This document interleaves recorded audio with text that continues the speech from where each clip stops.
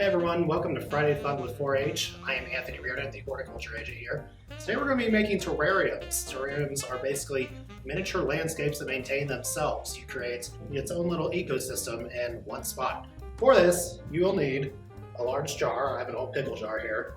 You will need activated charcoal. This is typically found in fish tanks. It's used to purify them, but this will also be purifying your soil. You're going to need water. You're going to need rocks or things to filter your water through. Also, these can be used as decoration. And then you're also going to need potting soil. Then of course you're going to be needing your plants. You don't want them to get too large, so don't go with the largest plant that you find. Actually try to find some of the smaller ones. But they will, to an extent, grow to the container that they are in. So today we are going to be using a caladium, a crown of thorns, and a spotted laurel. Fungi grow in humid environments, and that is exactly what we are going to be making today. So let's wash all our stuff so that there's less fungi to grow.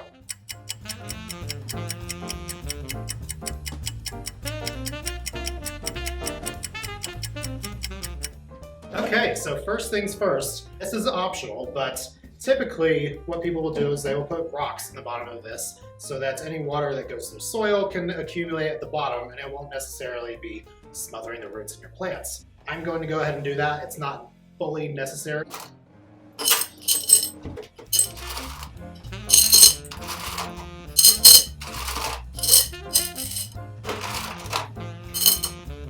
Alright, so given that this is a pretty narrow jar, I'm going to fill it up maybe 2 inches here. I'm going to save the rest of my rocks for later to have a little decoration on top. Next, we're going to add our soil.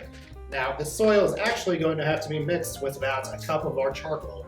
That is going to clean the soil. It's going to get any of the bacteria or fungi that are in that rinsed out and cleaned out, since we can't clean that in the sink. So I'm going to add about 2 cups of low soil potting mix to this.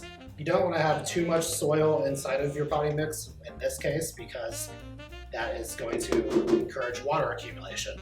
And water accumulation encourages rot. Since we've only got 2 cups here, I'm probably not going to do a full cup of the activated charcoal. I'm going to do maybe a half of a cup, and then we'll mix that in, and we'll add this to our terrarium.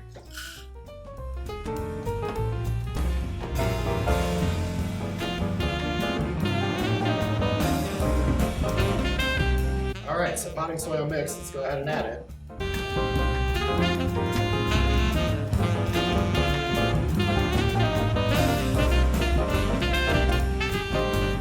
In most cases, potting soil is going to compact a little bit, so I'm happy with the amount I've added here. If your potting soil is wet, then you're not going to want to add as much as this because you want to leave room for your plants to grow. Clean up my space here real quick and we'll add some plants. So the typical rule of thumb with putting plants in these is you want your plants to be small, obviously, but also you want your soil to be about as deep as the plant is. So we're about perfect right here. Now the rule is start with the smallest plants first. The larger plants will be easier to put in after the small plants are in. Vice versa, you're going to be reaching around everything and it's going to mess it up. So I'll start with my crown of thorns here.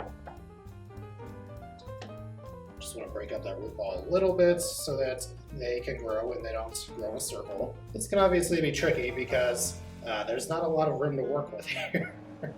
I am going to try to squeeze it in on the side, and we'll try to get our other plants in. Next we'll go with our caladium.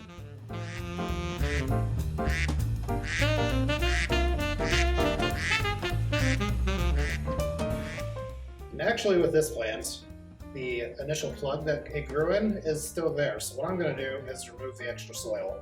So we already have plenty of that inside here. We'll just put our plug in.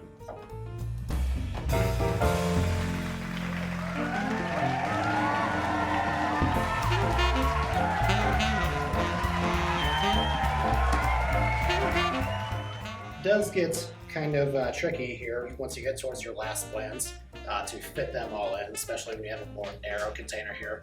So keep in mind that more isn't always best. You can do these with as little as 1 plant. I wouldn't recommend too many plants anyway because they've all got to have room to grow and do their thing. I think I can get these 3 to fit in here.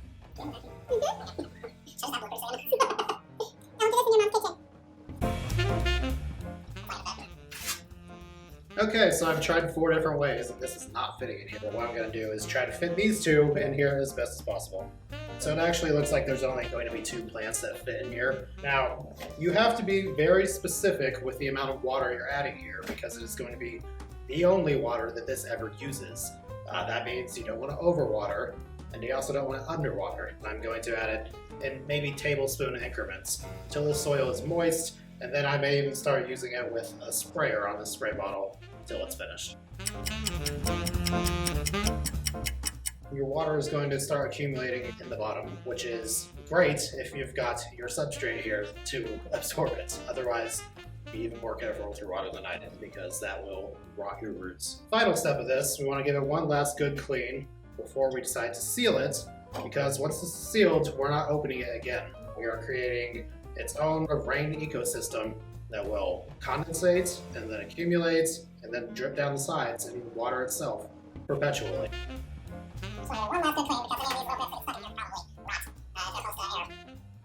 One last step that's completely optional. If you want to decorate this, use rocks, they make little miniature ornaments for things called fairy gardens. Those are an option. It's really whatever you like. You can be as creative as you want. Personally, I'm gonna throw a few rocks in and call it good. So now we're gonna seal it. Got my nickel lid here, so I'm probably gonna paint this later and make it look a little nicer. However, that is it. These plants will grow. The water that's in here will start to evaporate. You don't want to put it in direct sun, because that will just boil your plants literally. So put it in indirect sun, just enough so that the water can start cycling on its own. You have your own rain cycle. These plants will stay around the same size that they are now. They'll continue to grow, but what they won't do is get too large for the jar. The roots only have so far to grow, so the plant itself only has so far to grow. So it has been about a day, and this is our final product. As you can see, the water cycle has already began here in our terrarium. It is seeping down the bottom and then evaporating, condensating up top, and raining down onto our plants. This will go on forever because we have this lid up here, keeping the water in and keeping it from evaporating. So thank you guys for joining us on this week's Friday Fun with 4-H. We'll see you next time.